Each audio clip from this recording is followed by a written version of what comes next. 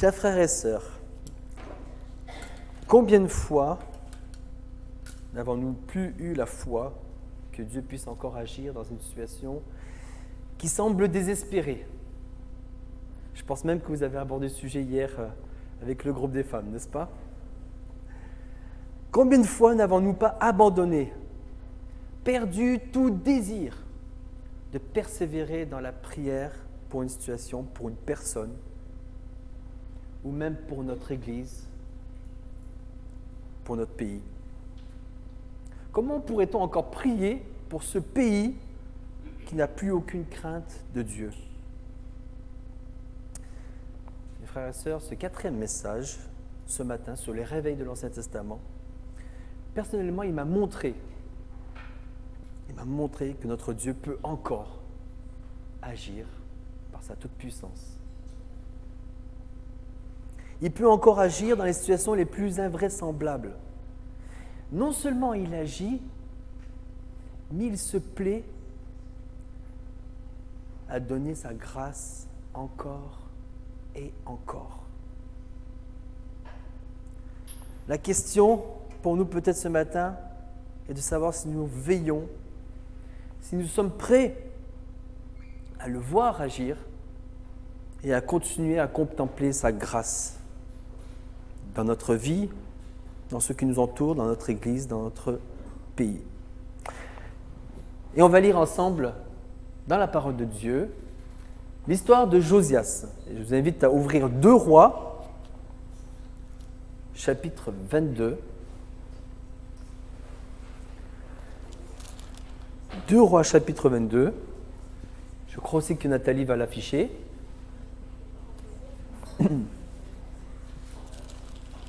Pour être complet, il faudrait lire 3 chapitres. On va se limiter à 1 ce matin. Et vous allez me croire sur parole sur tout ce que je vais dire, n'est-ce pas? Non, vous allez vérifier dans la parole dans la semaine, examiner tout ce que j'ai pu dire. On va commencer au verset 1 du chapitre 22. Et on va lire l'histoire de Josias, roi d'Israël, roi plus particulièrement plutôt de Juda. Josias avait 8 ans lorsqu'il devint roi. Et il régna 31 ans à Jérusalem. Sa mère s'appelait Jédida, fille d'Adaja de Botskat. Il fit ce qui est droit aux yeux de l'Éternel et il marcha dans toute la voie de David, son père. Il ne s'en détourna ni à droite ni à gauche. La 18e année du roi Josias, le roi envoya dans la maison de l'Éternel Shaphan, le secrétaire, fils d'Atsalia, fils de Metchuliam. Il lui dit « Monte vers Ikidja, le souverain sacrificateur, et qu'il amasse l'argent qui a été apporté dans la maison de l'Éternel, et que ceux qui ont la garde du seuil ont recueilli du peuple. On remettra cet argent entre les mains de ceux qui sont chargés de faire exécuter l'ouvrage dans la maison de l'Éternel. Et ils l'emploieront pour ceux qui travaillent aux réparations de la maison de l'Éternel, pour les charpentiers, les manœuvres et les maçons, pour les achats de bois et les pierres de taille nécessaires aux réparations de la maison. Mais on ne leur demandera pas de compte pour l'argent remis entre leurs mains, car ils agissent avec probité. » Alors, Ikidja, le souverain sacrificateur, dit à Shaphan, le secrétaire, « J'ai trouvé le livre de la loi dans la maison de l'Éternel. » Et Ikidja donna le livre à Shaphan, et Shaphan le lut. Puis Shaphan, le secrétaire, alla rendre compte au roi et dit « Tes serviteurs ont amassé l'argent qui se trouvait dans la maison et l'ont remis entre les mains de ceux qui sont chargés de faire exécuter l'ouvrage dans la maison de l'Éternel. » Shaphan, le secrétaire, dit encore au roi « Le sacrificateur Ikidja m'a donné un livre. » Et Shaphan le lut devant le roi. Lorsque le roi entendit les paroles du livre de la loi, il déchira ses vêtements. Et le roi donna cet ordre au sacrificateur Ikidja, à Ashikam, fils de Shaphan, à Akbor, fils de Miché, à Shaphan, le secrétaire, et à Azaja, serviteur du roi. « Allez, consultez l'Éternel pour moi, pour le peuple et pour tout Juda, au sujet des paroles de ce livre qu'on a trouvé. Car grande est la colère de l'Éternel, qui s'est enflammée contre nous, parce que nos pères n'ont point obéi aux paroles de ce livre et n'ont point mis en pratique tout ce qui nous y est prescrit. Le sacrificateur Ékidja, Achikam, Akbor, Shaphan et Asaja allèrent auprès de la prophétesse Hulda, femme de Salum, fils de Tikva, fils de Arhas, gardien des vêtements. Elle habitait à Jérusalem, dans l'autre quartier de la ville. Après qu'ils eurent parlé, elle leur dit : « Ainsi parle l'Éternel, le Dieu d'Israël. Dites à l'homme qui vous a envoyé vers moi : Ainsi parle l'Éternel, voici, je vais faire venir des malheurs sur ce lieu et sur ses habitants, selon toutes les paroles du livre qu'a lu le roi de Juda. Parce qu'ils m'ont abandonné et qu'ils ont offert des parfums à d'autres dieux, afin de m'irriter par tous les ouvrages de leurs mains. Ma colère s'est enflammée contre ce lieu et elle ne s'éteindra point. Mais vous direz au roi de Juda qui vous a envoyé pour consulter l'Éternel : Ainsi parle l'Éternel, le Dieu d'Israël, au sujet des paroles que tu as entendues. Parce que ton cœur a été touché, parce que tu t'es humilié devant l'Éternel en entendant ce que j'ai prononcé contre ce lieu et contre ses habitants, qui seront un objet d'épouvante et de malédiction. Et parce que tu as déchiré tes vêtements et que tu as pleuré devant moi. Moi aussi, j'ai entendu, dit l'Éternel. C'est pourquoi voici, je te recueillerai auprès de tes pères, tu seras recueilli en paix dans ton sépulcre, et tes yeux ne verront pas tous les malheurs que je ferai venir sur ce lieu.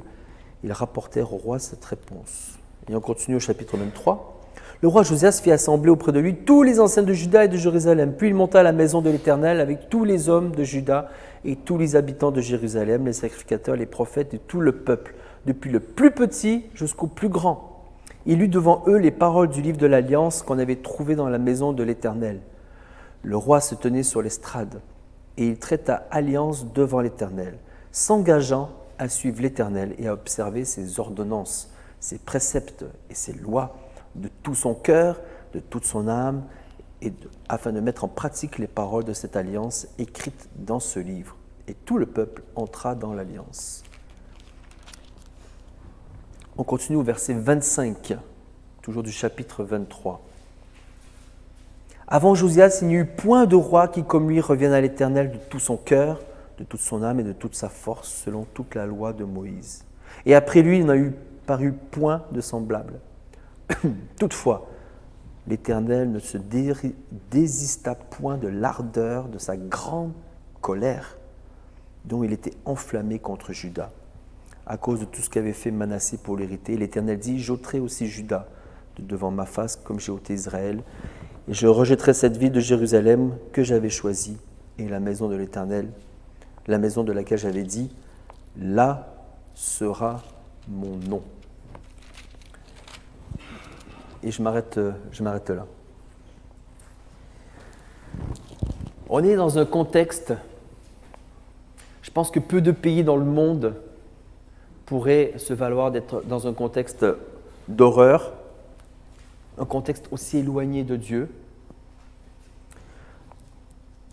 Le grand-père de Josias, Manassé, a endormi, a mené Israël, Juda plutôt, pendant 55 ans en tant que roi. Il a mené dans le péché le plus total. Pourtant, il avait comme pour père Ézéchias, dont on a entendu la belle histoire la semaine dernière. Alors quelque chose qui m'a interpellé, comment son fils a pu autant se détourner. Ézéchias avait fait tomber tous les autels, des idoles, des faux dieux. Manassé a tout reconstruit. 55 ans, un demi-siècle d'autorité et de péché. Imaginez l'impact d'un mauvais dirigeant dans ce monde qui reste 55 ans au pouvoir. Pour relever un peuple, c'est très compliqué. Nous, on se plaint parfois de notre président qui reste, 5 ans au pouvoir. Ah, il est temps de changer, hein. 55 ans, Manassé. Il a délibérément même caché la loi de l'Éternel, on a pu le lire. La loi éternelle n'existait plus. L'écriture était cachée, voire détruite. On a retrouvé un petit morceau. Imaginez toutes ces dizaines d'années sans même la présence de la parole de Dieu. On peut lire au chapitre précédent, verset 2, « Il fit ce qui est mal aux yeux de l'Éternel selon les abominations des nations que l'Éternel avait chassées devant les enfants d'Israël. Il rebâtit les hauts lieux qu'Ézéchias son père avait détruits. Il éleva des autels à Baal, etc. Il a même mis des autels dans la maison de l'Éternel. » Il est même écrit plus loin qu'il bâtit des autels à toute l'armée des cieux dans les 2 parvis, et il fit passer son propre fils par le feu. Il observait les nuages, les serpents pour en tirer des pronostics. Il fit de plus en plus ce qui est mal aux yeux de l'Éternel afin de l'irriter. Vous voyez là, le cœur rebelle de cet homme Manassé. On est dans un contexte, mais je ne pense pas imaginable pour nous. Et nous qui disons que la Bretagne est trop grande pour que Dieu agisse, imaginez à l'époque, il n'y avait plus foi ni loi, plus de Dieu présent. Et pourtant, on lit ce réveil avec Josias. Si Dieu a agi à l'époque, il peut encore le faire aujourd'hui dans n'importe quelle situation, n'est-ce pas? La grâce de Dieu. Le réveil de Josias, c'est une grâce, et seulement une grâce. Et je ne vais pas revenir à tout ce qui a été dit ces 3 dernières prédications. La grâce, elle vient de Dieu. Le réveil, il vient de Dieu. C'est lui qui suscite par son esprit le vouloir et le faire. Nous devrions prier pour que Dieu suscite ce vouloir et le faire et qu'il nous conduise par son esprit, n'est-ce pas? Et Josias fut ici un exemple d'un roi selon le cœur de Dieu.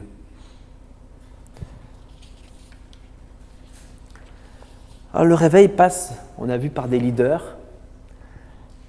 Et il est important d'insister sur les leaders qui doivent, avec cette conviction de Dieu, diriger, prendre leurs responsabilités pour ramener le peuple, le troupeau, l'assemblée dans la bonne volonté, la bonne direction de Dieu. Ils doivent être des modèles. Et Josias a pris ses responsabilités. Il a demandé pardon, il a fait alliance avec Dieu et il a mis devant le peuple, devant l'alliance en disant « Vous aussi, faites alliance ». Il s'est d'abord mis à genoux, imploré la grâce de Dieu et il a été contagieux auprès du peuple. Voilà un bon leader. Et ça me rappelle quand même que dans l'Église ou dans notre communauté chrétienne, le combat spirituel est bien présent. Et si vous voulez des modèles, des responsables qui montrent l'exemple et qui sont victorieux dans le combat, je vous invite à prier pour eux. Parce que la bénédiction découle aussi de la prière. Bien sûr, c'est une grâce de Dieu. Bien sûr que Dieu a mis son esprit. Mais Dieu a aussi répondu. Il entend le cri de ceux qui étaient à genoux et qui imploraient.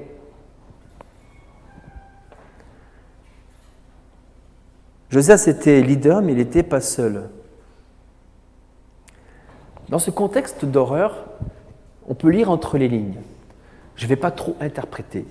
Mais j'ai quand même été touché de percevoir que dans le peu qui est décrit, il reste un reste d'Israël. Un reste qui veille et qui s'attend à Dieu. Parce que Josias n'avait que 8 ans quand il a été proclamé roi. Bien sûr que je ne doute pas de la toute-puissance de Dieu qui peut se révéler pleinement à Josias. Mais je crois que Dieu utilise de nombreux conseillers autour de nous dans sa volonté. Et là, autour de lui, on voit quelques personnes qui sont énumérées. La Bible n'était pas obligée de parler de toutes ces personnes. Ce secrétaire, ce souverain sacrificateur, Ékidja, le serviteur Azadja, la prophétesse Hulda. Il y avait quand même un reste. Et je pense que ce reste aspirait à ce réveil. Et le réveil est possible parce que certainement une partie, même infime, même si petite du peuple, continuait à prier, à se tenir à la brèche intercédant pour ce renouveau spirituel. Certainement peu y croyaient encore. Mais Israël avait déjà vécu 3 autres réveils tout était possible. Continuons, persévérons, croyons que Dieu peut encore agir. Jésus lui-même nous a encouragé ses disciples en Matthieu 26, quand il a dit « Veillez et priez afin de ne pas tomber dans la tentation ». Veiller et prier, c'est une attitude permanente.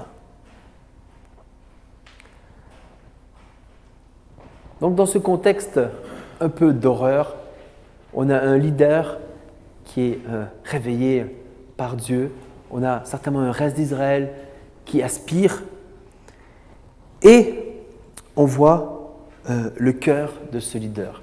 Et j'aimerais insister sur un des aspects, une clé qui m'a personnellement beaucoup touché. Alors juste avant ça, dire qu'en 2 Chroniques, on a 2 autres chapitres qui nous relatent la même histoire, avec des choses un peu complémentaires, voire une approche différente. Et on s'aperçoit que dans 2 Chroniques 34.3, je vais le lire, que la 8e année de son règne, comme il était encore jeune, Josias commença à rechercher le Dieu de David, son père. Et la 12e année, il commença à purifier Juda et Jérusalem des hauts lieux, des idoles, des images taillées et des images en métal fondu. En fait, 2 Chroniques fait les choses dans un ordre plus chronologique de roi. Il dit, avant qu'il redécouvre la parole de Dieu, la 18e année du roi Josias avait déjà entamé une marche contre toutes les idoles, contre tous les autels dans le pays. Et ce qui m'a interpellé, premièrement, mais on en reparlera plus tard, c'est qu'il était quand même très jeune. Vous vous rendez compte qu'il cherchait à plaire à Dieu et il se tourne vers l'âge de 12 ans et il se tourna vers Dieu vraiment à 16 ans. Il était très jeune. Et il partit détruire, brûler tous ces faux dieux, ces autels, toute cette idolâtrie à l'âge de 20 ans. Ils sont où nos jeunes de 20 ans? Levez-vous! C'est jeune 20 ans, n'est-ce pas? Avoir une telle maturité et discernement spirituel sur le combat spirituel et sur la nécessité absolue de purifier le pays. Mais ça me montre non seulement que jeunesse ne doit pas être méprisée et prendre ses responsabilités, ça rappelle que moi à 40 ans, ça serait temps que je les prenne, mais également ça montre à quel point l'éducation de nos enfants est importante. Si un roi comme Josias a pu donner tout son cœur à Dieu et vivre cette vie de roi qui était une bénédiction, un réveil pour Israël, c'est certainement que dès le jeune âge, il a été enseigné dans la voie de Dieu. Enseignons nos enfants dans la voie de Dieu et nous aurons des bénédictions au-delà de ce que nous pouvons espérer. Inculquons nos enfants les préceptes de Dieu et nous aurons des fruits sur toute une vie. Et une profonde crainte de l'Éternel ancrée au fond des cœurs. Et je loue le Seigneur, je loue l'Éternel pour l'enseignement aussi des enfants dans notre assemblée, qui est une bénédiction. Mais je vous encourage quand même chacun à avoir votre part à la maison.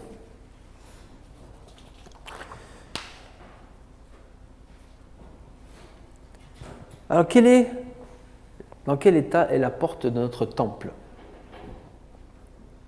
La Bible dit que nous sommes le temple du Saint-Esprit. Dans quel état est notre cœur pour Dieu?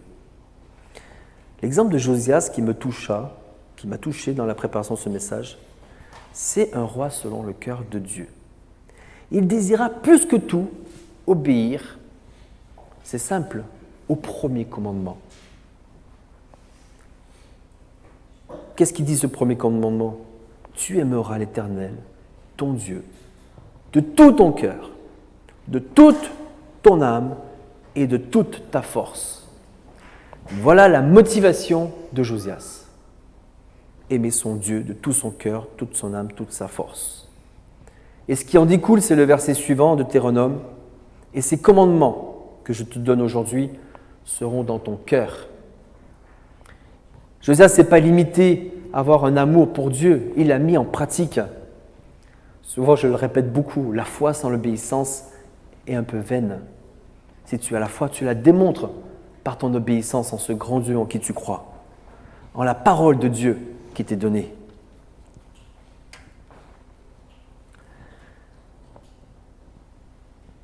La motivation et l'application concrète. Et en fait, on le retrouve, ce premier commandement, dans plusieurs versets des chapitres. On voit au verset 2 qu'il fit ce qui est droit aux yeux de l'Éternel, il marcha dans toute la voie de David, son père, il ne s'en détourna ni à droite ni à gauche. Il avait le vrai cœur de Dieu, le cœur de son père, le vrai père spirituel, David, pas le cœur ni de Manassé, surtout pas, ni le cœur de Amon, son père charnel, ni le cœur même d'Ézéchias qui avait fait un réveil, le cœur de David qui était légitime pleinement aux yeux de Dieu. Il est écrit qu'il a marché. Il n'a pas fait que regarder, contempler ses pères, il a marché, il a avancé. Il ne s'est pas détourné. Plein de qualitatifs en action. La démonstration de la foi par des faits réels.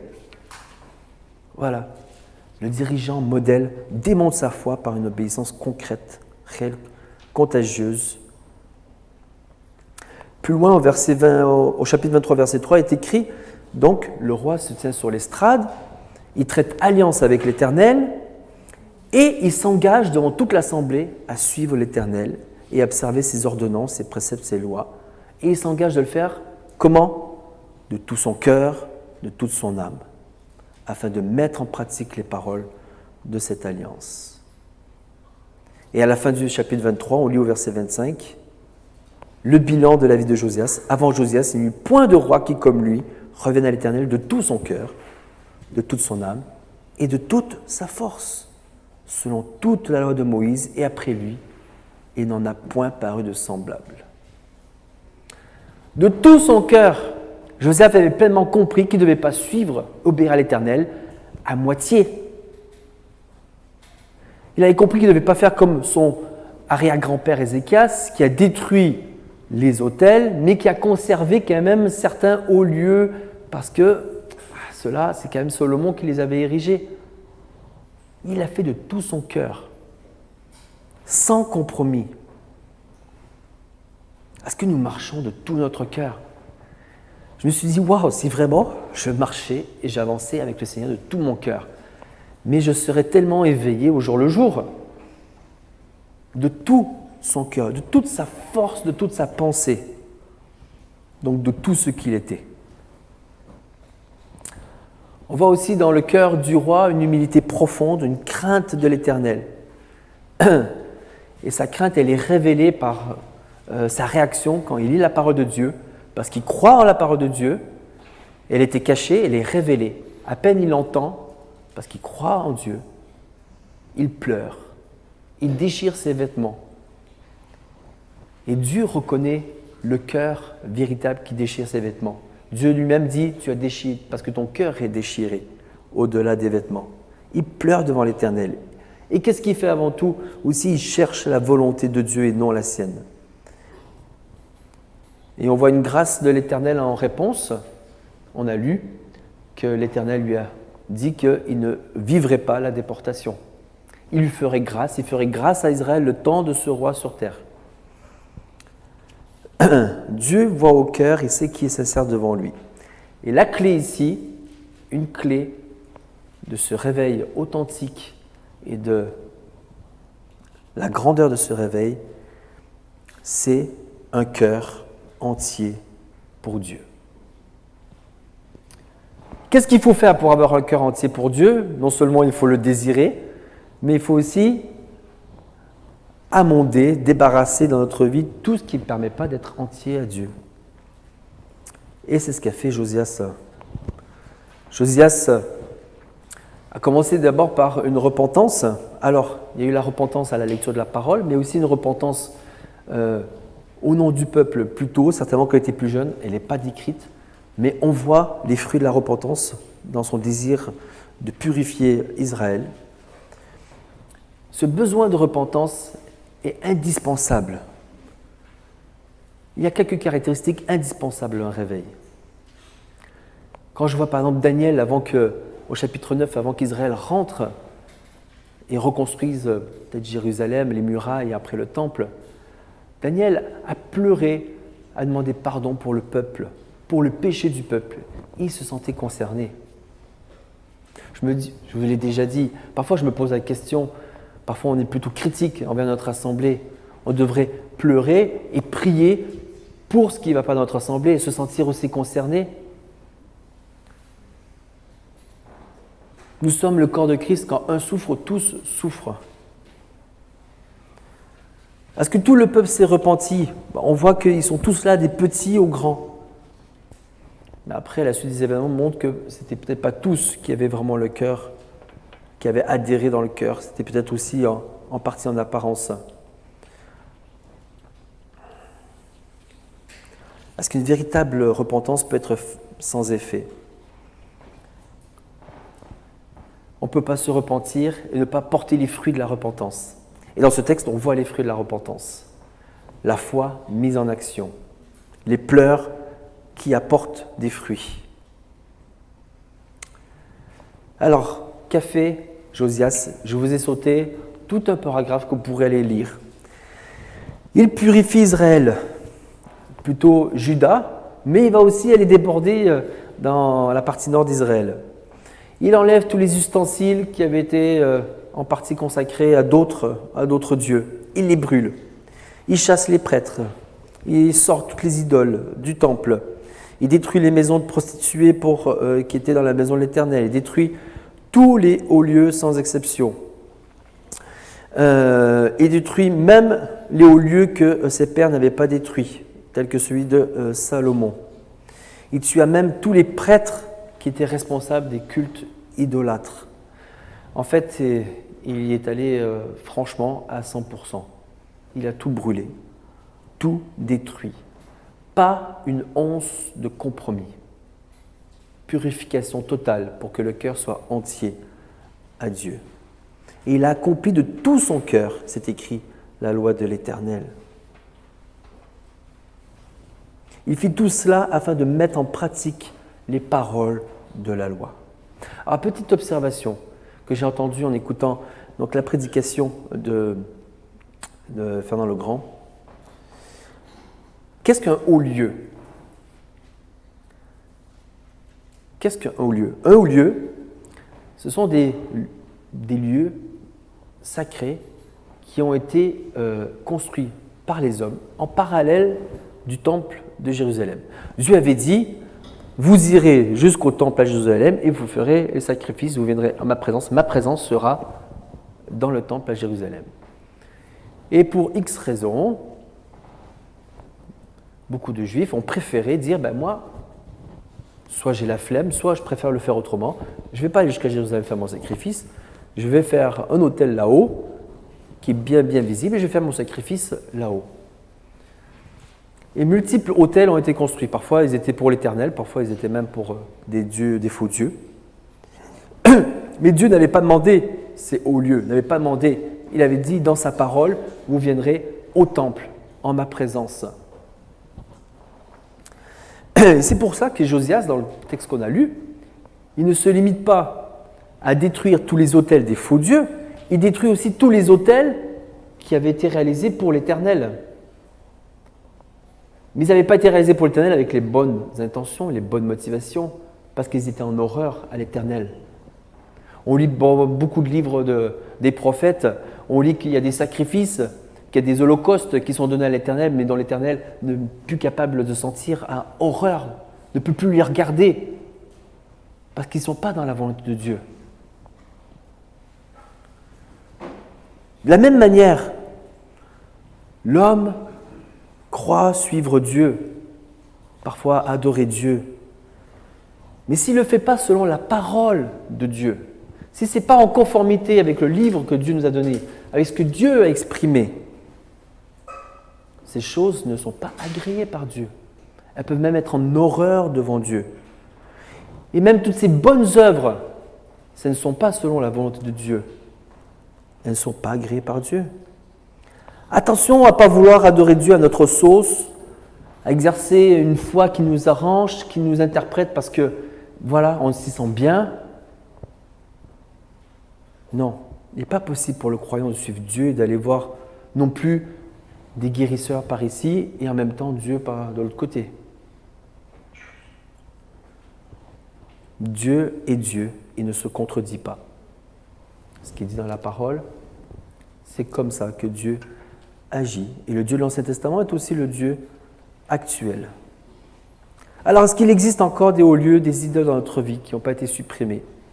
La purification est nécessaire pour avoir un cœur entier à Dieu. Alors, qu'est-ce qui peut être des hauts lieux dans notre vie? Ça peut être des habitudes, ça peut être une culture religieuse. Vous imaginez que depuis Salomon, il y a eu 3 réveils avant celui de Josias et que le haut lieu érigé par Salomon n'était toujours pas détruit. Il était dans le paysage, c'était un monument historique. On n'allait pas toucher à ce haut lieu. Mais il était non conforme à la parole de Dieu. Nous aussi, nous avons des habitudes parfois bien ancrées. Au fond de nous, ancrées dans notre assemblée, peut-être même. Et pour les bouger, qu'est-ce que c'est dur. Et pourtant, elles ne sont pas toujours conformes à la parole de Dieu. Et nous devrions toujours examiner toutes à la lumière de la parole de Dieu et refuser tout compromis dans notre vie. Parfois, c'est des choses qu'on n'ose pas dire, même dans l'assemblée. Pas que ça a toujours été fait comme ça. Nous devrions tout examiner à la lumière des Écritures. Ici, Josias ne se limite pas non plus donc à purifier, à se repentir, mais il s'engage et il traite alliance avec l'Éternel. Il suit l'Éternel, et il s'engage à observer ses ordonnances, à agir de tout son cœur. Et tout le peuple rentre dans l'alliance. Je pense que ça doit être un moment très fort pour le peuple de Dieu. Et on voit que c'est une belle période de grâce et de paix en Israël. Et beaucoup de ce qu'on a lu découle de quelque chose d'incroyable. La parole de Dieu, qui est si précieuse, qui était au fond d'un trou, qui était recouverte d'or, d'argent que les gens avaient donné. On avait mis l'argent, il y avait peut-être une montagne d'argent par rapport au livre de la loi. Ça montre que l'argent avait peut-être pris le dessus sur la loi. Les idoles avaient pris le dessus sur la parole de Dieu. Et d'un coup, on la redécouvre. La redécouverte de la parole de Dieu. Et ça change tout. Parce que certes, on peut de notre cœur, et même avec la connaissance de ce que nous avons de Dieu, nous pouvons beaucoup agir pour Dieu et pour aller de l'avant et pour agir selon le cœur de Dieu. Mais la seule façon de réellement connaître le cœur de Dieu, c'est de lire et de connaître cette parole de Dieu. Cette parole, cette Bible, cette loi. Et Josias, il avait beau faire toutes ces choses, toutes ces œuvres qui étaient belles de purification. Quand il a lu la loi de l'Éternel, il a déchiré ses vêtements, déchiré son cœur.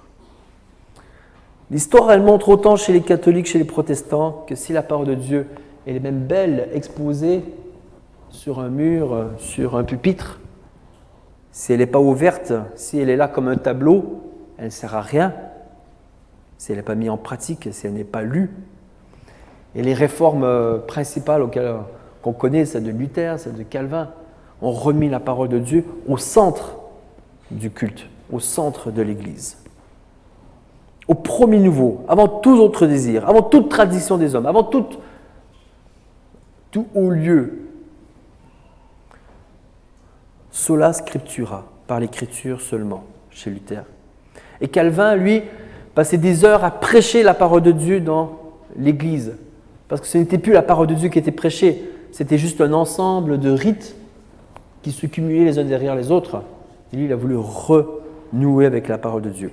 Et, j'ai pas le temps, mais on aurait pu regarder un peu tous les réveils, pas du Nouveau Testament, mais de l'Église récente. Et on voit dans tous ces réveils des choses communes. Et notamment, on voit de la piété profonde, donc un cœur selon celui de Dieu. Et on voit que la parole de Dieu, elle est prêchée avec puissance et elle est au centre de tout. Dans tous les réveils, la parole de Dieu, elle est au centre.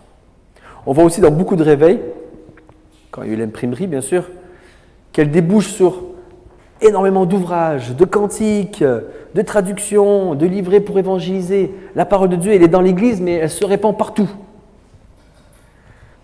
Et on voit que la parole de Dieu n'est pas non seulement annoncée aux croyants, mais elle est annoncée aux non-croyants. Elle est omniprésente.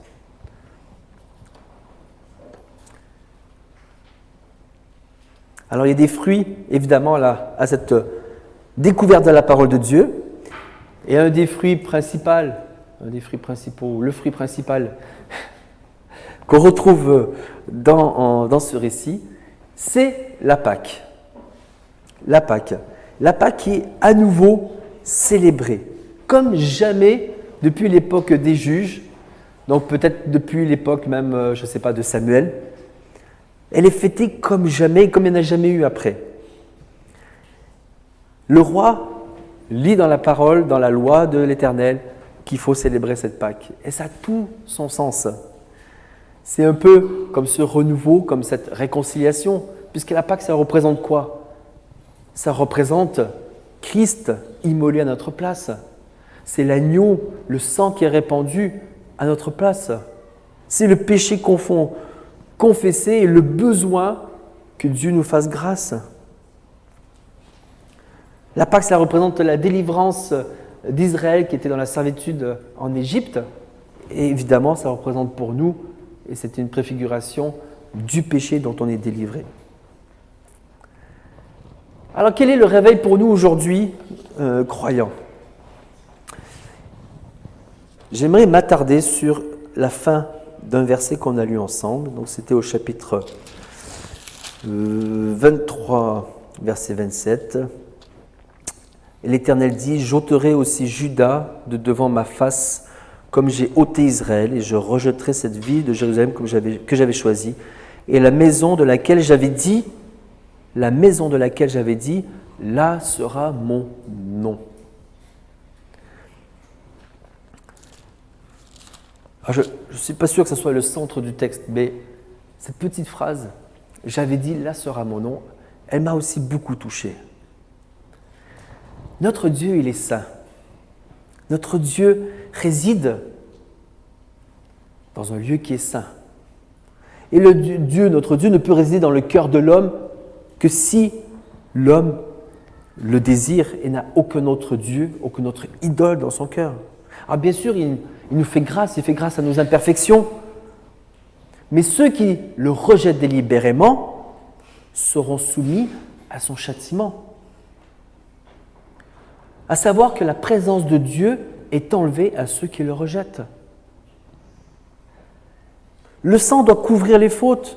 Le sang agréé par Dieu est seulement celui de son Fils. Il nous couvre de toute iniquité. À l'époque, les sacrifices d'expiation permettaient la purification des péchés. On en avait déjà parlé avec l'histoire d'Asa. C'était en anticipation de la mort du Christ. Et Dieu regarde par contre au cœur et non à l'apparence.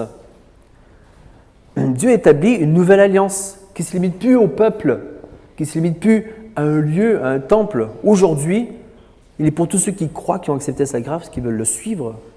Le temple de l'Éternel est dans chacun d'entre nous. Et son nom, son esprit y habite. Notre temple n'est plus brisé. L'Éternel habite. L'Éternel n'est plus au loin. Nous avons pu traverser Israël pour rencontrer l'Éternel. L'Éternel est en nous. Par contre, nous sommes appelés à être remplis de l'Esprit et non à l'attrister, à le suivre selon sa volonté.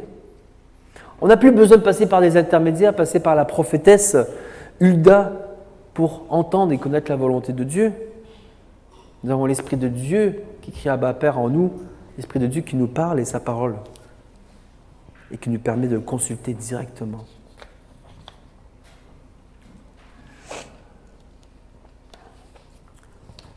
Voilà où est son nom maintenant. Voilà où l'Éternel réside. Cela m'a aussi interpellé concernant la famille. On a vu que de père en fils, il y en a un qui rejette Dieu, l'autre qui l'accepte. Cette grâce, elle n'est pas héréditaire, elle est personnelle. Elle dépend de chacun d'entre nous, si nous avons ce cœur qui le désire ou pas, si nous avons accepté par la foi. Et de la même façon, ce n'est pas parce que votre père ou votre mère était loin de Dieu et idolâtre que vous ne pouvez pas avoir la grâce de Dieu et vous tourner vers lui. Ce n'est pas héréditaire. C'est sûr qu'il y a une bénédiction particulière pour les enfants de croyants et que ça donne un rôle, une responsabilité particulière aux parents. Mais Dieu fait grâce à tous ceux qui le cherchent avec un cœur pur.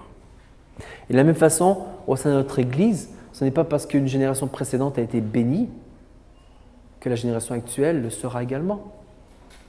On est appelé à être renouvelé par l'Esprit, à chercher sa face, à veiller en permanence, à être dirigé par son Esprit, à refuser le compromis du péché dans notre vie, à refuser toute culture chrétienne qui n'est pas conforme à la parole de Dieu et qui ne nous renouvelle pas. Oui, aujourd'hui nous avons le Saint-Esprit, nous sommes appelés à être remplis du Saint-Esprit, nous sommes appelés à rester éveillés en lisant cette parole de Dieu, en refusant toute idole, à montrer l'exemple à nos contemporains en étant lumière efficace autour de nous. Et Dieu accorde une grâce particulière à tous ceux qui se repentent. Aujourd'hui, en réalité, nous sommes, vous et moi, la plupart d'entre nous, qui croyons en Jésus-Christ, nous sommes nés de nouveau. Dans une situation très différente, on a été scellés de son esprit et rien ne peut nous arracher de son amour. Alors en quoi le réveil nous concerne ? En quoi le réveil nous concerne ? Puisqu'on a déjà l'Esprit de Dieu en nous.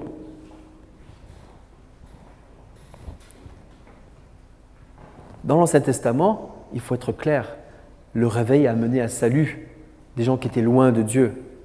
Nous sommes déjà au Seigneur, nous avons déjà le Saint-Esprit en nous. Nous avons des applications intéressantes.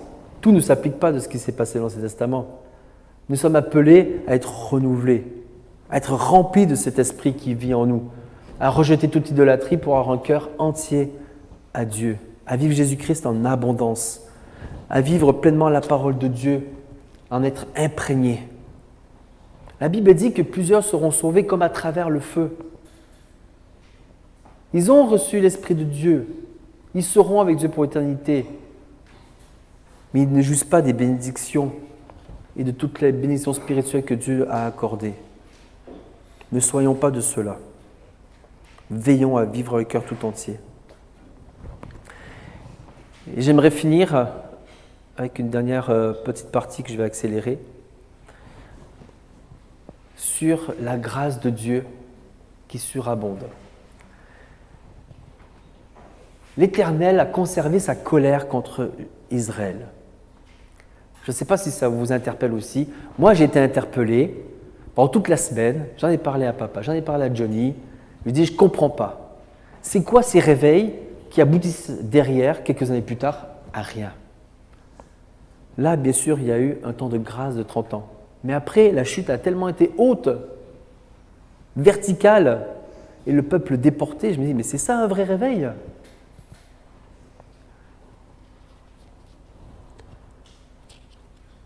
L'Éternel a dit, il est écrit, il ne se désista point de l'ardeur de sa grande colère dont il était enflammé contre Juda à cause de tout ce qu'avait fait Manassé. Le salaire du péché, c'est la mort. Les conséquences du péché sont toujours présentes. Le péché engendre la séparation avec Dieu.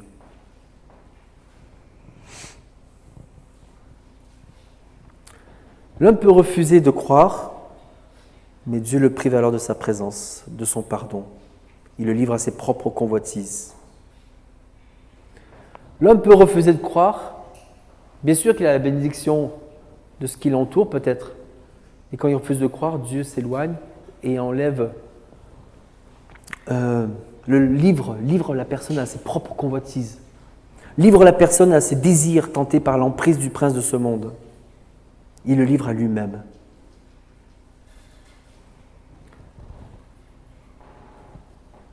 Alors pourquoi Dieu a permis ce temps de grâce de 30 ans? Parce que Dieu est patient. J'étais confus en étudiant ce texte. J'avais beaucoup de raisonnements. Et d'un coup, j'ai compris. Dieu sauve. Dieu sauve encore aujourd'hui. Dieu fait grâce.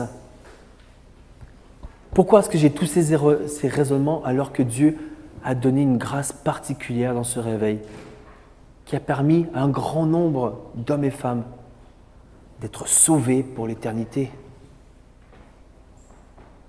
Oui, la patience de Dieu se poursuit malgré un monde qui le rejette.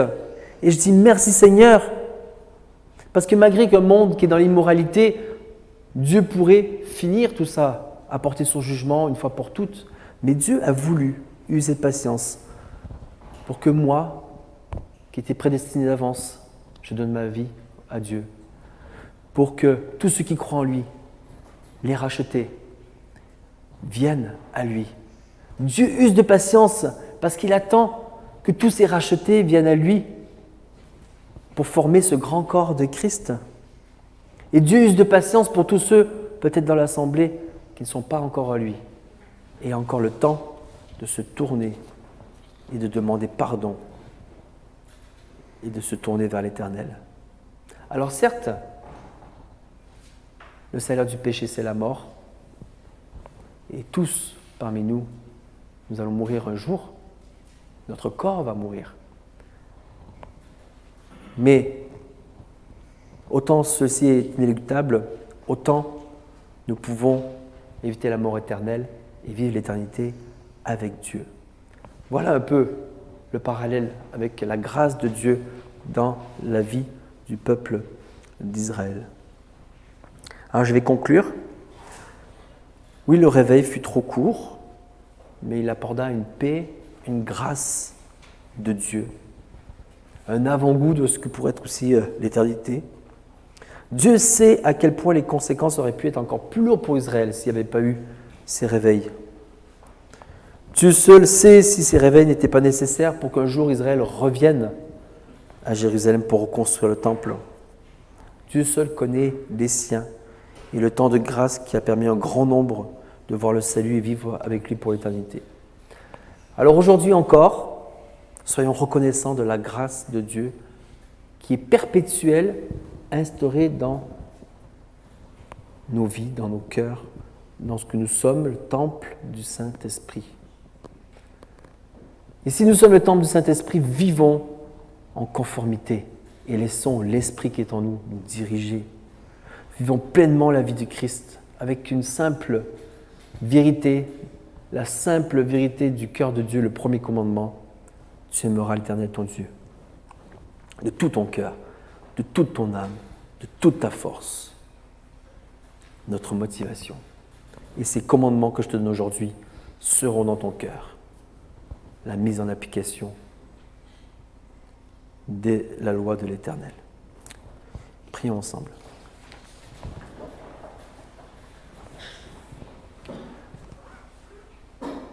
Père éternel, nous reconnaissons que ton œuvre nous dépasse, mais ô combien nous en avons besoin de cette œuvre qui nous dépasse et qui nous fait grâce. Ô combien nous avons besoin de ta grâce et de... Est-ce que tu renouvelles notre intelligence, que tu nous remplisses de ton esprit, que tu nous ouvres les yeux sur toute idole qui devrait être chassée sans compromis dans notre vie. Et je te prie d'accomplir cette œuvre purificatrice dans nos cœurs et que nos cœurs soient entiers à toi. Amen.